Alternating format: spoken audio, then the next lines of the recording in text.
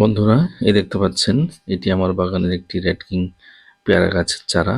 আমি ১.৫ মাস পূর্বে এই চারাটি রোপণ করেছিলাম। তখন শুধুমাত্র কম্পোস্ট সার ব্যবহার করে রোপণ করেছিলাম। তো আজকে আমি এই গাছের গোড়ায় সার প্রয়োগে পরিচর্যা করব। তো সম্পূর্ণ ভিডিওটি আমার সাথে থেকে দেখে নিন, তাহলে বুঝতে পারবেন।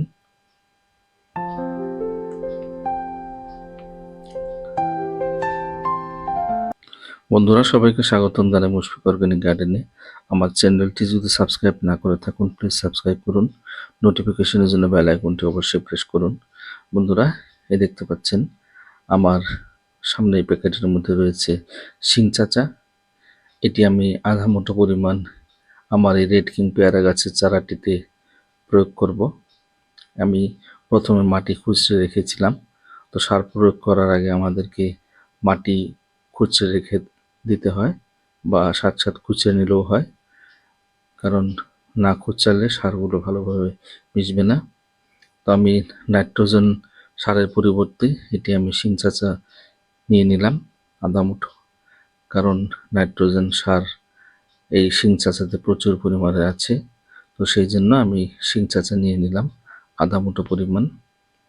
তো এইভাবে আপনারাও নাইট্রোজেনের সোর্স হিসেবে শিং চাচা নিতে পারেন। তারপর বন্ধুরা, এই সারগুলো আমি এখন ভিজে রাখবো, 2 ঘন্টা রেখে দেবো। প্রথমে আমি নিয়ে নিচ্ছি পটাশ আধা মুঠো। এই মগের মধ্যে কিছু জল আছে, এই জলের মধ্যে গুলিয়ে রাখবো। এটি পটাশ মিল অর্গানিক সার। তারপর এটি হলো আপনার সিউইড সি সিক্রেট, যেটাতে মাইক্রোনিউট্রিয়েন্টস আছে, সমস্ত ধরনের মাইক্রোনিউট্রিয়েন্টস। এটা গাছে যত পরিমাণে মাইক্রোনিউট্রিয়েন্টসের প্রয়োজন, সমস্ত প্রকারের মাইক্রোনিউট্রিয়েন্টস এই সি সিক্রেট বা সিউইডে থাকে। এটি আধা মুঠো পরিমাণ নিয়ে নিলাম আমি এই মগের মধ্যে। তারপর এটি রক ফসফেট, এটি পাউডার ফর্মে থাকে, এটি আমি আধা মুঠো নিয়ে নিচ্ছি। তো বন্ধুরা, এই সারগুলো আমি আজকে জলে গুলিয়ে লিকুইড আকারে বানাবো, কারণ আমার চারা গাছটি ছোট, সেই জন্য। আর যদি আমরা ডাইরেক্ট প্রয়োগ করি, এই গ্র্যানুলস আকারে থাকে, এই সমস্ত সার মিশতে বা গুলতে অনেক সময় লেগে যায়। তো সেই জন্য আমি এগুলো জলের সঙ্গে মিশিয়ে নেব।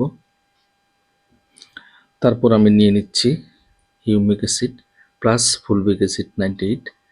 এটি শিকড়কে মজবুত করে। এখন যেহেতু চারা গাছ, আমাদের শিকড় মজবুতের অত্যন্ত প্রয়োজন। যদি শিকড় আমাদের মজবুত হয় বা বৃদ্ধি হয়, তাহলে আমাদের গাছটিও দ্রুত গতিতে বেড়তে থাকবে। তো আমি এটি 2 চামচ নিয়ে নিচ্ছি। 2 চামচ নিয়ে তারপর আমি এটি 2 ঘন্টা রেখে দেবো এই জলগুলো সার সহকারে, কারণ 2 ঘন্টার মধ্যে আমার এই গ্র্যানুলস আকারগুলো একটু নরম হয়ে যাবে। তখন হাত দিয়ে আমি এগুলো কচলে দিব, তখন আমার সারগুলো খুব ভালোভাবে মিশে যাবে জলের সঙ্গে। তারপর আমি গাছের গোড়ায় প্রয়োগ করব, সেটি ভালো হবে। তো বন্ধুরা, আপনারাও এভাবে লিকুইড সার বানাতে পারেন। দেখতে পাচ্ছেন আমি আগে শিং চাচা নিয়েছি, কারণ শিং চাচা জলে গুলে না।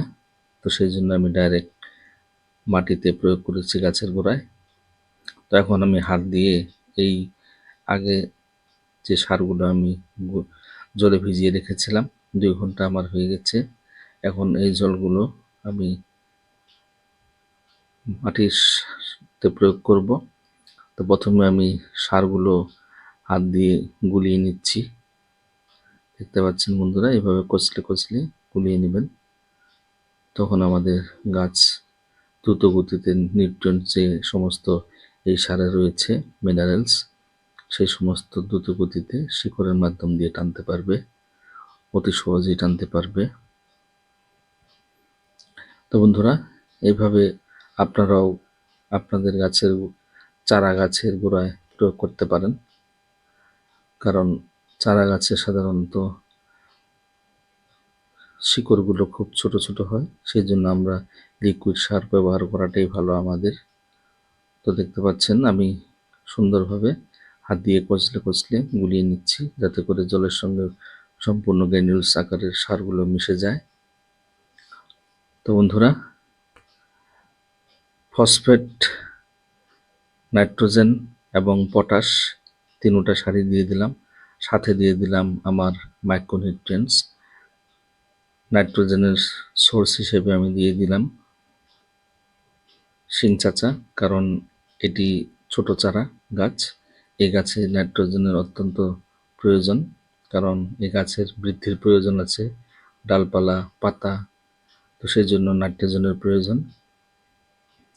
তো আমি এইভাবে তারপর আরেকটু জল নিয়ে নিলাম এবং মগের মধ্যে নিয়ে ভালো করে একদম মিশিয়ে দিলাম উপরে।